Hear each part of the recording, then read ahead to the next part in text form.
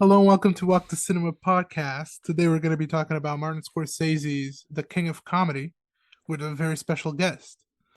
So we're joined again by Bruce from Find Your Film. Yes, actually, I'll butt in on you guys already.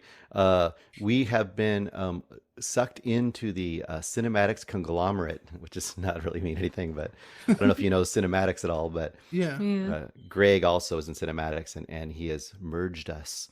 So now, same show, but now it's called CinemAddicts. So if you Yeah. want to come find us, you can find your film. There's like 140 something episodes, so there's plenty to look at back there or listen to. But going forward, you'll hear us also on cinematics. So that's all. I'll shut up now for a little bit. We'll have the links to find Yes. them. But yeah, today's episode we're going to be talking about The King of Comedy, which you suggested, so I'll let you tell us why. Well, King of Comedy is pretty famous, I think, and Hmm. people who love Scorsese have probably come across King of Comedy at one point or another. And I think it got a little bit of a re-kick or buzz when Joker came out, Hmm. like 3 or 4 years ago now. But I still think overall it's kind of underseen unless you're like in the cinematic crowd. A lot of people maybe haven't checked out The King of Comedy, and Yeah. I feel like it's one of his more interesting and oddball movies. So I thought I always like to bring it up because I enjoy it quite a bit, and it gave me an excuse to watch it again after, I don't know, 10 years maybe. So Mm. I think for the longest time, this was like the underseen Scorsese, where people that love Scorsese or love films, like you got to check this one out instead of Goodfellas, Taxi Driver. But now I think, yeah, after the Joker, a lot of people did check it out yeah, for because of how sure. heavily influenced it is. The Joker is influenced by it, yes, Yeah, quite a bit, to the point that they put De Niro in there yeah. as the kind of the Jerry Lewis role, I Mhm. guess. I mean, de facto version of it. But other than that, it's not really the same story, but it's got very strong visual cues to it, especially, I think. So, yep. Yeah. Yeah, this was a first watch of this movie for me. Yeah, and I hadn't So, seen it in like before the Joker came out, so 4 years maybe. mm. I was looking forward to rewatching it. Yeah, I had an enjoyable time watching it. The only thing that I kind of knew about it is I haven't seen the Joker either, but I knew that the Joker was influenced by it. So that's kind of like the lens that I came in to watch it. But I really did enjoy it a lot more than maybe I thought I would. Mm. I think, and I'd actually like your input on this. I feel like this is a movie that suffers by misconceptions, no matter what your misconceptions are, unless you really research it ahead of time. Which, I mean, unless you're weird movie people, how Yeah. much how much research do people do? Like, I know for the longest time I thought this was like a straight goofball comedy. I mean, Hmm. King of Mhm. Comedy, and you see the pictures they usually show are him in this gaudy suit standing Yeah. on the, looking like a, I don't know what, a used car salesman or a Yeah. game show host or something, and you're like, oh, I don't want to watch that movie. Or maybe you do want to watch it and you come into it and you're like, oh, that wasn't the movie I wanted it to be. Yeah, um, exactly. so I think this suffers no matter what by expectation. And then on top of that, now with the Joker thing, it's a totally different expectation maybe people Yeah. have for Mhm. it. So yeah, I'd be really curious to hear how you guys take it, and also to see how. So your first watch you just had, Mhm. and Yep. then the other first watch was within like what, 4 years or Yeah. something. 4 or 5 years. So I'm also curious to hear what a modern ish take on it is, because this is obviously what, how old is this movie now? Like 40 years, right? Yeah, 40 Yeah. years. Yeah. Yeah, pretty much on the nose, 40 years. So, Yeah, yeah. almost. Yeah. Yeah, I feel like this is pretty relevant, I'd say even to this day. I get the sense that it's definitely like a critique on how people view and interact with like public figures, celebrities. And I think even more now that the parasocial relationships with Mhm. famous people are just even more direct with TikTok and Twitter and Facebook, YouTube. where people are right there and you see them like every day Mhm. uploading new content, talking directly to their fans. So I think the parasocial relationships now could be even worse, where you think they're actually your friend or they actually care about you. Mm-hmm. And I think this film exploits that really well. Yeah, because I think it does it in the best way that it can for the time, since he's like on pretty much all night. He's like the face that everyone sees and looks Hmm. up to. And so you have all these people that want to be near him Yeah, and and even the stuff. ones that aren't like necessarily trying to find him, he walks through New York and everyone recognizes him. Everyone stops what they're doing Mm-hmm. because it's Jerry Lewis or Jerry Langford. So, I mean, it can be easy. The scene where like there's a woman that says, "I hope you get cancer" because he didn't talk on the phone. Right. Yeah. And He's that actually happened to him. That was influenced by something that happened to him. So it can't be easy being that famous in such a, I mean, relatively small city where you can come across someone multiple times. Yeah, right, exactly. And just that idea of like how well, it's kind of got two things. You mentioned the one is you see the person all the time, you see them, and you kind of have this super fandom where they get to the point where they kind of feel like they know you or they love you or they're friends with you or Hmm. yeah. man, if we just met, we'd be besties, Yeah. Mm-hmm. or or the other option of that is that they owe you something, that kind of where you kind of own them, like you have ownership of this person because they're so famous and you spend so much time with them in your head, and that kind of I don't know, toxic is so overused, you know what I mean? But like Yeah. this hardcore obsessive to the point where it becomes dangerous. And you see that now, it like you said, it's super duper common. I think at the time it was just starting to rise. This is 82. Mm-hmm. Hmm. So you've got a few really notable incidents around that time. You've got, of course, John Lennon getting shot by a super fan. Yeah. And then you have uh, even more, I think, relevant is you've got the Jodie Foster thing Yeah. because you've got the Hinckley trying to kill the president for Jodie Foster based on the role that Jodie Foster had in a Martin Scorsese film. Very So Yeah. much. and I didn't read about that, and you might have. I feel like this had to have been colored by Scorsese having that experience, like creating a work of art that caused. Because I think that assassination attempt was before this movie, I do believe, if I remember correctly. I could be I'm wrong. not sure, but I'm not sure either, to be I honest. mean, I might be speaking out of my ass. If I am, sorry, but I it was don't think around it the was. time. Yeah, I it's think around. yeah, I think it was before that. And I want to say that think about that. Like if you create a work of art that led to that, led to a famous person being the instigation for Yeah. another famous person to be almost assassinated, that Yeah. has to. And on top of that, already having this incredibly kind of controversial because of the violence and everything that was in it with Taxi Driver, that had to affect him. But the fact that that might have influenced this is pretty interesting, I think. I think a lot of Yeah. the celebrities are kind of scared of super fans. A lot of movies have been made. Misery is one that comes to mind, Yep. where, you know, you're always kind of scared that this could happen to you because, you know, there's been assassinations, there's been stalking. And I mean, stalking's awful, but it wasn't really a term before this, or it wasn't really associated with like following celebrities all over. And this is an extreme example.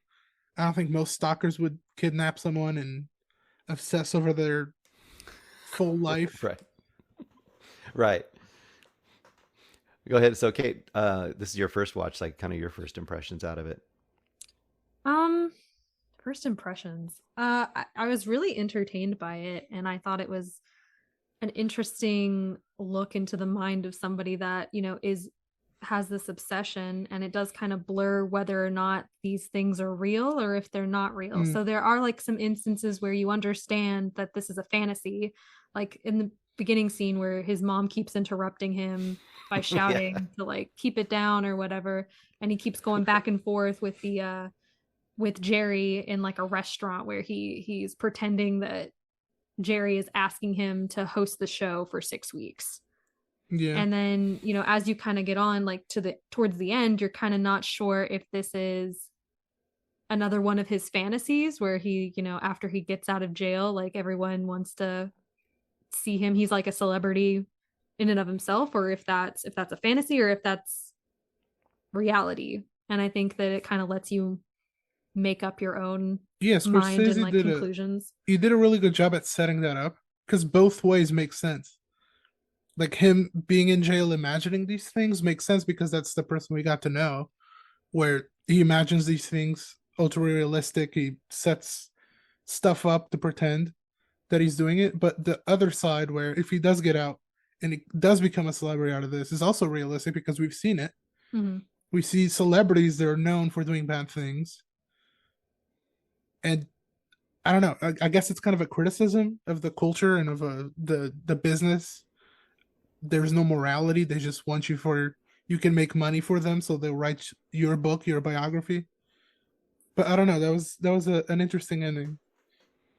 Yeah, I agree. I think that it works that way partly because, well, like you said, you kind of set up this, alternate fantasy world that Rupert is imagining as he's having the real world, and it keeps cutting back and forth, but you very clearly understand it, like you said.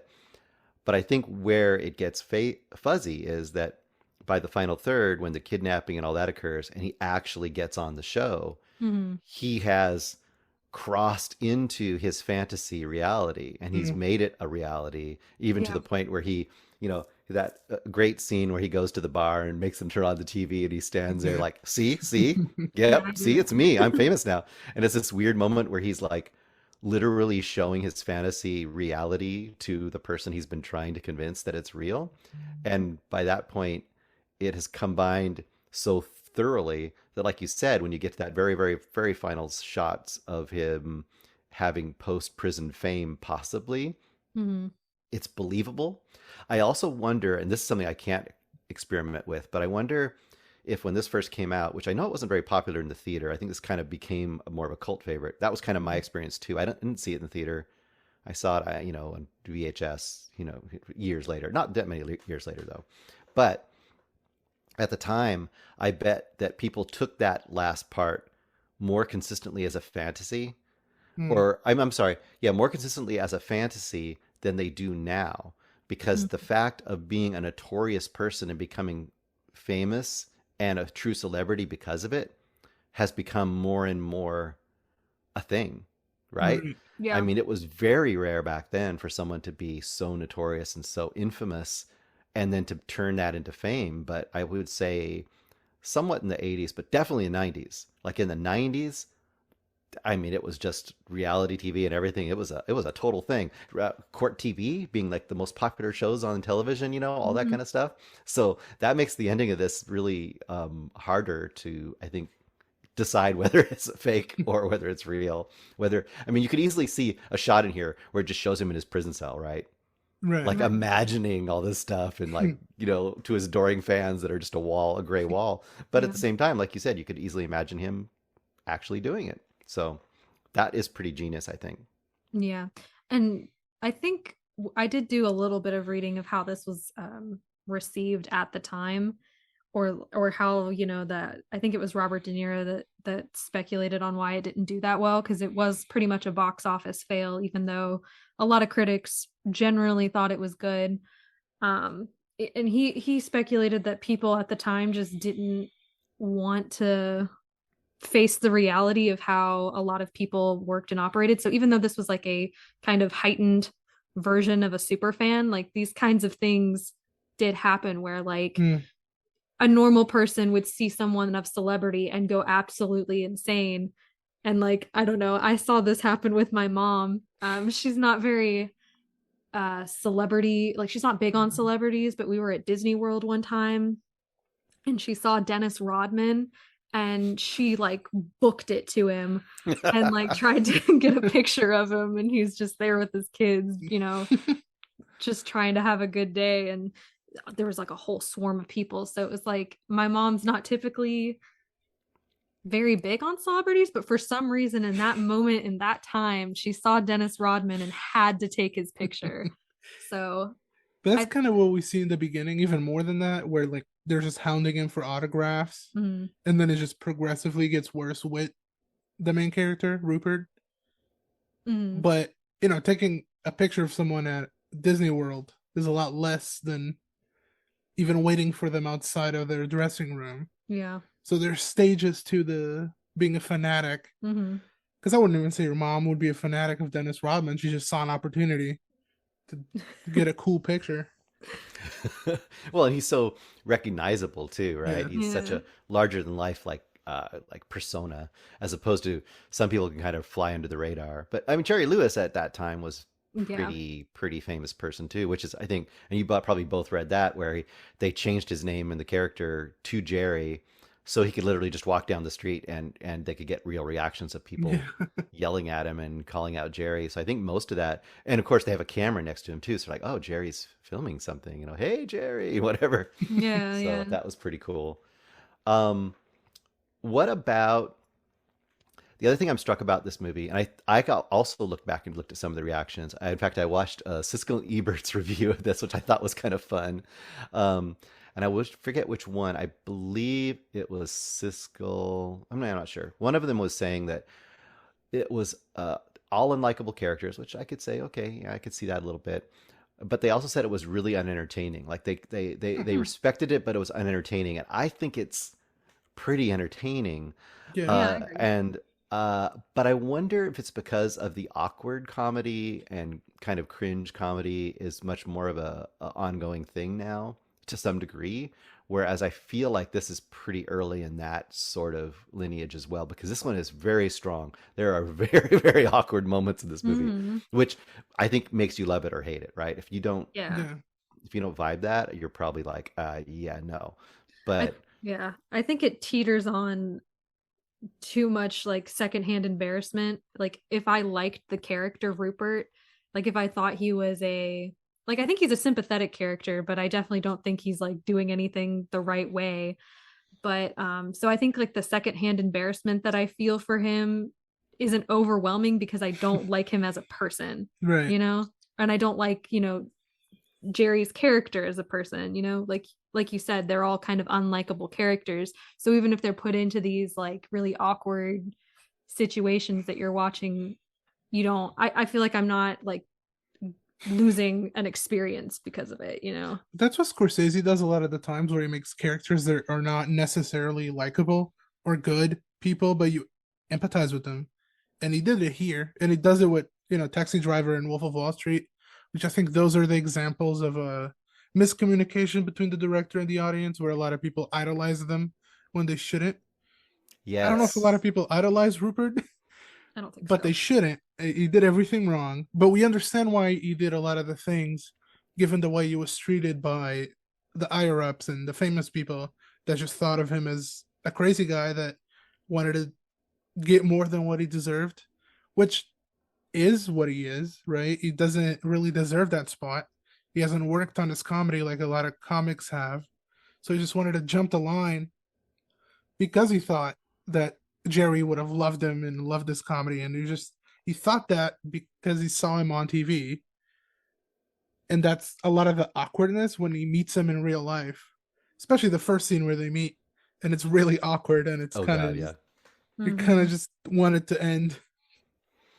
Yeah, I think that what you brought up there is really interesting. Like the idea that, because you think about other Scorsese movies like Taxi Driver, there's definitely some weird hero worship there, which is Mm-hmm. very scary.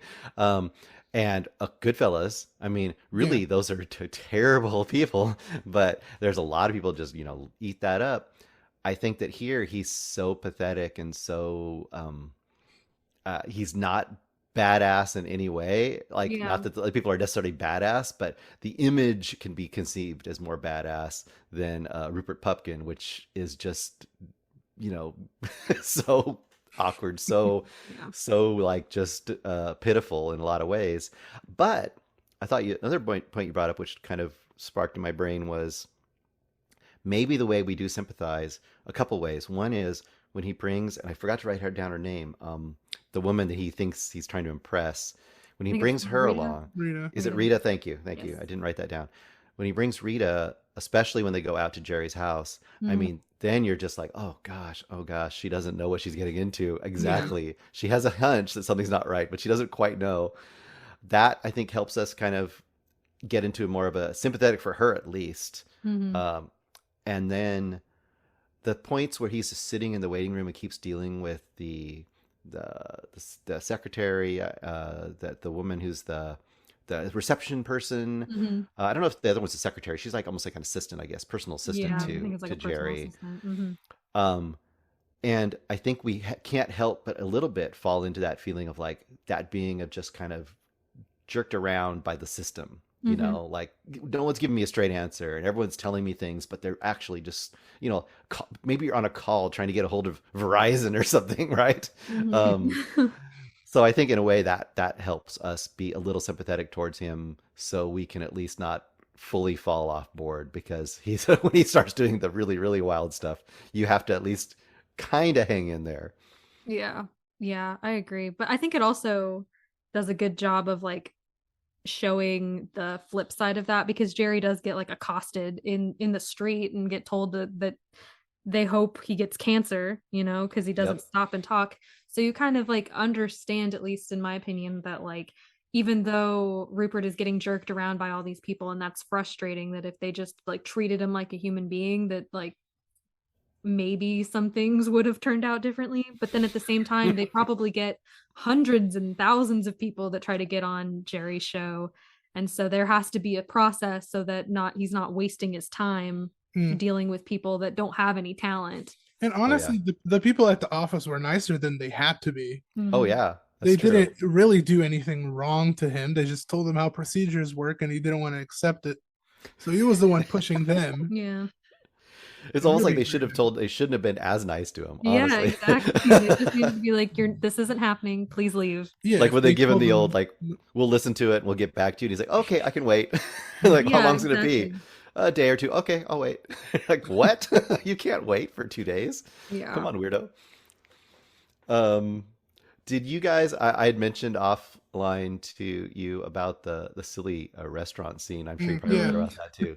Isn't that weird how that works? I don't know if anything about it was planned. I'm sure it was because the guy ended up being in Goodfellas, right? So Yeah, he was there for a reason. I don't know if he was there to mimic Rupert, but I know. it makes it interesting that I don't know. It kind of feels like she's laughing at him and not at Rupert at Yeah, points. it almost is like it's a continuity issue. Like a extra got a little bit crazy in the background, but Yeah. they had to have seen it, right? I mean, Right. so it's really weird. For anyone who hasn't watched the movie recently, there's a scene where he's showing all of his autographs to Rita, Hmm. Hmm. and of course, the most famous autograph here. I'll give this one to you. This is going to be very famous. Um, and there's just a person in the background just slowly mimicking Rupert, like behind his back, and Hmm. it's out of focus and just it draws your attention in a really strange way too. If you notice it, once you notice, you can't unnotice it. You Hmm. know? Yeah. Yeah, and then it like there's not really anything that comes of it. No, he gets up, walks away. Yeah. That's it. It is kind of weird. I don't know why that is the way that No, played it's out. Cuz if it was on purpose mhm. and she's supposed to be laughing at him instead of Rupert, that just that's a tiny detail to be put into a movie. Mhm. Yep. But if it is something that happened and Scorsese noticed and the editor used that take, I don't know. It is weird. I don't know how to explain it at all without being there and being someone that worked on it and knows what happened. I don't think anyone has ever mentioned it, like anyone involved in the production. Not that I'm aware. I read some little trivia, and I don't know if this is right. So once again, I might be wrong about this. Something about how that part had been slightly larger, like that person had been trying to hit on Rita or pick up Rita earlier, and Mm. Mm, then came back later, like after the weird failed date. So maybe that would give it more context. Like if the Yeah. person had already been like talking to her, then we knew who that person was, and we knew why that person might be mocking this other potential suitor, and then came back and was like, I'm much better than that guy, obviously. Then I guess that would kind of make sense. So maybe like Yeah. almost like a vestige of that. But as it stands, it's like this weirdo is left in the scene behind them. And we're talking probably way more about it than we should. But it really struck me this time, so watching it again. I guess because you know how when you rewatch a movie, you kind of look at some weird details because you know the main beats of the story, and you're like, Yeah. what is happening here? What is this? Yeah, He was definitely. definitely something. Yeah. But I don't know. Scorsese is very methodical, and he always puts together good, detailed stories. So that could be part of it. I don't know. Or it could be just a scene that got cut out, and they couldn't reshoot it without him. Who knows? Scorsese does. I don't. Yeah, I don't know. Last thing I'm curious about is what do you all think about Masha and Sandra Bernhardt's performance in this? Because I could see that being really bothersome to people, and I could see Mm. it being great to people. Or I'm just kind of curious how you guys take it. I think there were a few moments where I didn't particularly like her performance. I think it was almost too over the it was like over the top, but then like I don't think her tone and cadence like sold the over the topness, if that Mm. makes sense. She didn't feel like a real person sometimes. I think that was the real issue. Because everything was very grounded in reality and stuff that could happen. And I think this side character might be a little over the top. But I mean, it's nitpicking. The movie's so good. Yes, right. Yeah, I'm kind of in the same boat with her. I feel like part of it is because she's not. I mean, she's been in a lot of other roles, so she's not a. I mean, she's not to De Niro's level, obviously, acting wise, Mm. and she's. I think at the time she was not even an actor hardly. Hmm. Like I think she was barely like I think she started out as a comedian, I know that. And Hmm. I think she had just started, kind of venturing into acting. And I feel like I mean the way it works is obviously I think by having someone so over the top and obsessive, even above Rupert to some degree, I think it allows him to kind of judge someone else like himself. You know what I Yeah. mean? Hmm. Like he keeps being able to go like, "Oh, well, I'm not crazy like Masha over here. I'm Yeah. I'm just a I'm just misunderstood." Like Yeah, or he's like, I actually have a relationship with Jerry, and like your relationship with Jerry is kind of like all in your head. No, her right. her character is definitely necessary. I Yeah. don't think I would argue against her character. Hmm. No, You I argued wouldn't against either. her performance, which is a little different. I don't know. She she has a look to her that also makes it a little more over the top. The way they did her hair Mm. and her lips are so big, and she definitely stands out. And she always was a pretty over top person. She's an over the Yeah. top character in life. But I love them bickering. I don't know about you guys, but when Mm. those two bicker, Rupert and her bicker, it's like a married couple bickering over their child, which is Yeah, Jerry Lewis. yeah, Such a weird thing. yeah, and I especially liked I thought the scene where they have him tied up and then they start arguing over whatever, and Jerry's just sitting there like, I can't move. I'm subjected to this. Just That's definitely the funniest scene yeah. to I me. don't. Yeah, good question. Yeah, what is the funniest scenes to you guys? I would like to hear that too. That's It's good. got to be that. It's probably that. I thought that that was really hilarious because I think like some of the other scenes that are supposed to maybe be funny kind of end up just making me feel cringy. Like, not that Yeah, the movie itself is cringy, just that it makes me cringe because I'm Hmm. like, please stop talking. This is not good. Please abort, you know? So, I think that is really fun, especially when it says maybe it's not grammatically correct, but you yeah, understand what that he's one. saying. That's really funny. Also, the house boy or whatever they call him, I don't remember what they call oh him. yes. He's very funny. It Yep. feels like he was improvising all of that, which I think he was. I think he was. Yeah. Even It the felt locked like he door. was, and it was The really locked door. funny. He messed up. He couldn't open the door. It said. They said in the thing I read. Yeah. Yeah. When he called him, he pick up the phone. It's like, is something wrong? Everything is wrong. He's touching everything. He's ruining everything. Yeah, that was Touching really everything. funny. The movie is funny all the way through, but it's also Yeah. scary and sad. Yeah. Mhm. And you I do feel like. sad for this terrible character. Yeah. Yeah, it's true. I mean, sad but angry. He's. That's what kind of tells you that even though he's kind of over the top and it's pretty broad, that he is kind of a real character because, like you said, you can feel sad for him, but then also angry at him and Yeah. frustrated with him, like those things that you should feel with a character. I as far as funny scenes, I love the ones you mentioned. I also love the cue cards. I think the Mhm. cue card scene is hilarious. It's a little overplayed, like they make him turn it upside down and then backwards a couple times, but when it starts, it's so great because he's just Mhm. looking at him like, "What are you doing, you idiot?" And I love the sweater where she's made the sweater for him, it's not Mhm. finished, and then she's like, "No, no, he can keep it on a little bit longer. Just keep on." It looks Yeah, they good. I should don't be know if it's too right. scheduled. It's too right. And she just keeps going on and on about it. Like, it's the color. No, that color's great for you. And it makes you, it warms you up. It makes you a little warmer. And she just goes off. I think that's my favorite scene with her. Of course, the romance scene is pretty good, but the cue card scene is great. And then the visit to Jerry's house has got to be the most, the where you were. I don't know for you guys. I worried the most in that scene because I just feel like, oh my God, what is he's taking a trip all the way out to this guy's house on a Yeah. date with a woman and he says they're going to stay there. Like, what is going to happen there? It's just, it's, Yeah. Yeah, there was no way that was gonna go well, and we knew it. I Yeah. guess he in his head thought it could go better. Well, because he already had that little fantasy where he was in Jerry's office and Jerry Hmm. invited him to the summer home or whatever it was. So I think in his mind he was already like, "Oh, Jerry already invited me. Like I know this." But then I don't know. Just the whole time you're like, "Why are you doing this? Please go home." just stop.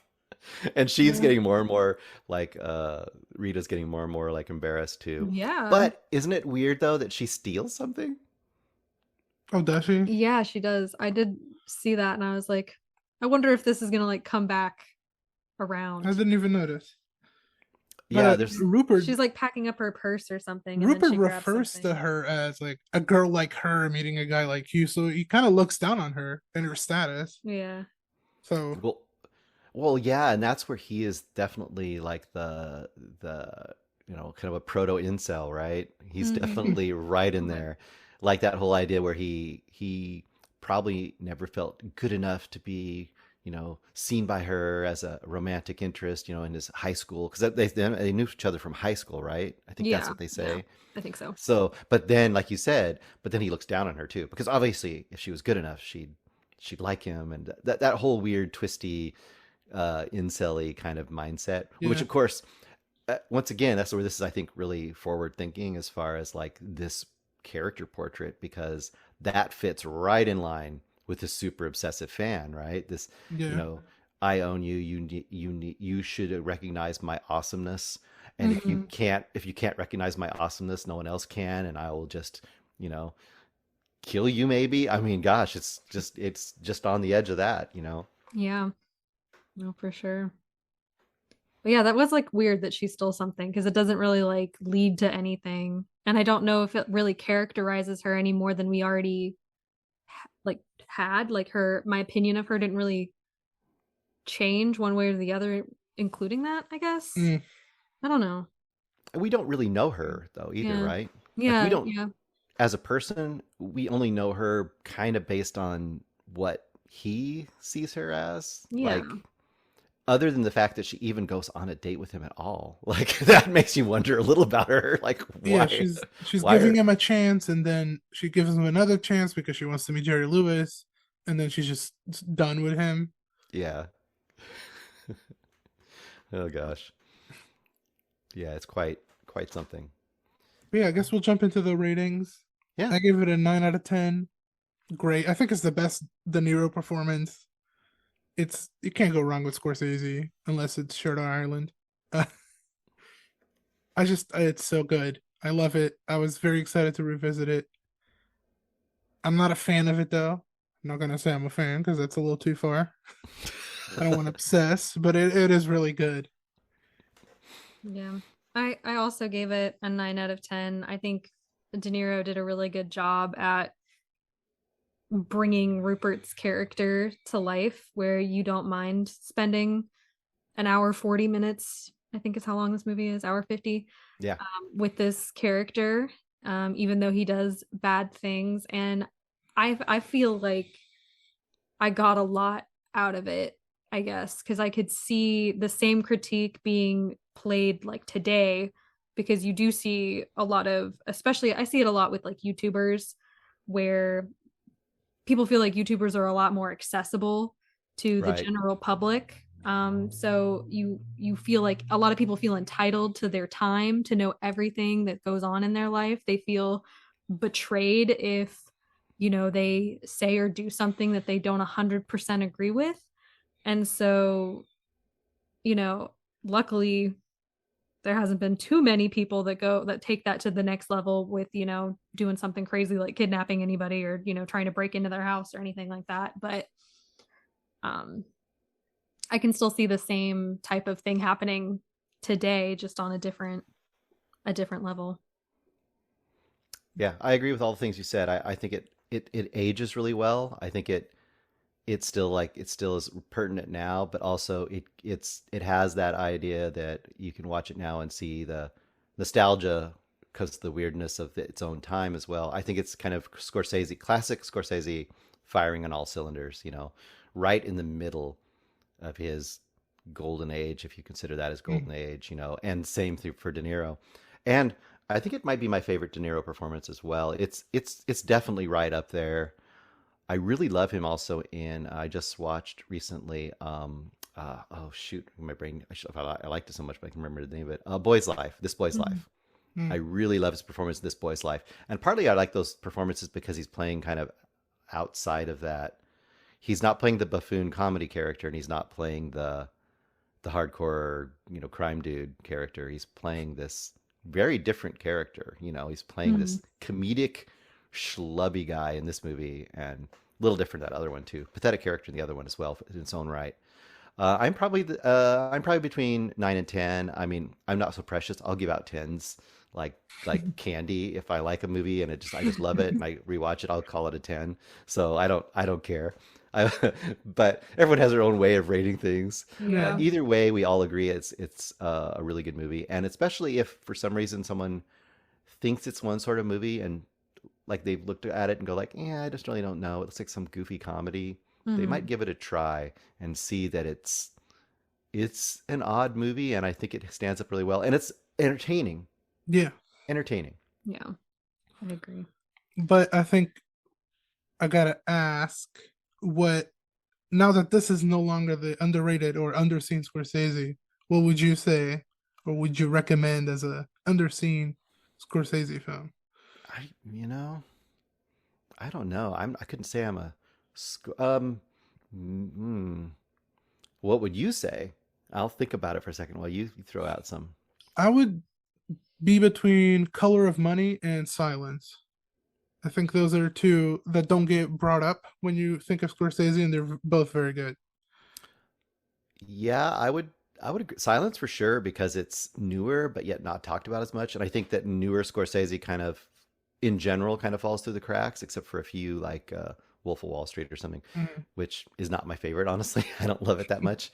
Because I just don't like hanging around with those people. Weirdly, I like hanging around with Rupert. I don't know. What does that Mhm. say about me? I would say After Hours, but I don't think After Hours ages quite so Mm. well. Um, but it is one of those really oddball movies from that era as well. So After Yeah, Hours is probably a pretty good one that kind of is mis known or not known as much by probably modern audiences. But it also might, like I said, might not age as well. I'm not sure. I don't think I have anything else that I would really bring up. I think that a lot of his Cape Fear. I mean, Cape Fear, is it loved? I don't know. I think it's kind of a camp classic. I look at it that way. Hmm. mm. I don't look at it as a serious movie at all. it's but it's pretty great camp movie, I guess. I don't know. Yeah, I really don't have. I'm not a big like Scorsese person. I haven't seen that many movies of his yet. I'm still slowly making my way through his little, Yeah, you know, he has a lot of works. long films. Yeah, Yeah. it is Most kind of of, them are good. yeah. I only don't like Shutter Island, as I said earlier, but everything else Yeah. I would suggest. Yeah, Shutter Island isn't so much favorite of mine. I'm not really a huge fan of like the newer Scorsese, but definitely like the heyday. There's a lot of great stuff there. Even then, yeah. I think we're good. I think we've hit one of the best ones he ever made, I believe. I believe this is one Yeah, of his best. Yeah. Um, Before Yeah. we leave, I have taken box movies from you before. What's in the yes. box movies? I think I've already pulled one out, and my God, I can't remember the name of it. I know I saw one of them. Buffaloed. Buffaloed. Buffaloed, yes, Yes. thank you. I was Yes. trying to remember which one was the one you had put in. Buffaloed. Yes. I That was, really liked Buffaloed. yeah. It was quite I think good. that one's fun. It's definitely a fun movie that I don't know. I didn't think I would enjoy In that fact, I much. think my description of it was the Good Wolf of Wall Street. I think that's Yeah, what I called it Yeah. was. It was that. um, I think. what else would you like to throw in there? See, you should be prepared this time. So I know. I was, and I forgot what I had. Did you say the 20th century last time? No, you said you're gonna say that one. Yeah, the 20th century. okay, the 20th century. Yes, I have not seen that. it's I he put it on and I didn't think, again, it's one of those things I didn't think I'd like, and then I had an unexpectedly great time watching it. It's very much a comedy, and it's about Canadian politics kind of. It is. Cool. So I know nothing about Canadian politics, but it didn't take away from the movie. So I assume you don't need to know that much about it. All right, what do you got? I guess I'll go with the movie that could have been Reservoir Dogs or Pulp Fiction. In the Soup by Alexander Rockwell. This is the movie that got him one of the 4 slots in 4 rooms alongside Scorsese. Yes. Sorry, Tarantino and Alex Rodriguez or Robert Rodriguez. I'm mixing names. Your Robert Rodriguez. Robert Rodriguez and Quentin Tarantino and Alexander Robert Rockwell and Alexander Rodriguez. Yep, there you go. Yeah, Alexander Rockwell in the Soup doesn't get watched enough. It's really, really good, and he could I have have been not the seen next Tarantino if he kept it up. Very cool. All right, I will add those to the list as well. Um, anything else from me? What would you like from me? Anything? You want to hear? You know what we're watching this week? Maybe I'll tell you what I'm watching from the box this week. Maybe you haven't Okay. seen it. I haven't seen it yet either, so maybe it's no good. I'm watching Série Noire. Série Noire Yeah, I heard that before. from by Corneau. It looks like it's a sleazy crime drama from France in the late 70s or early 80s. It's probably why I haven't heard of it. Yeah, right. I don't know, man. Could be cool. It was suggested by the filmmaker who made a movie this year called Squeal. Mm. He's from like I forget where he's from, like Yugoslavia or Hungary or someplace. Squeal. Squeal. Very cool. Yeah. Thanks for So having me on, guys. Yes, thank you for being on, and everyone listening should go show support. The links are in the Yes. description. Sure. And we'll see you next week.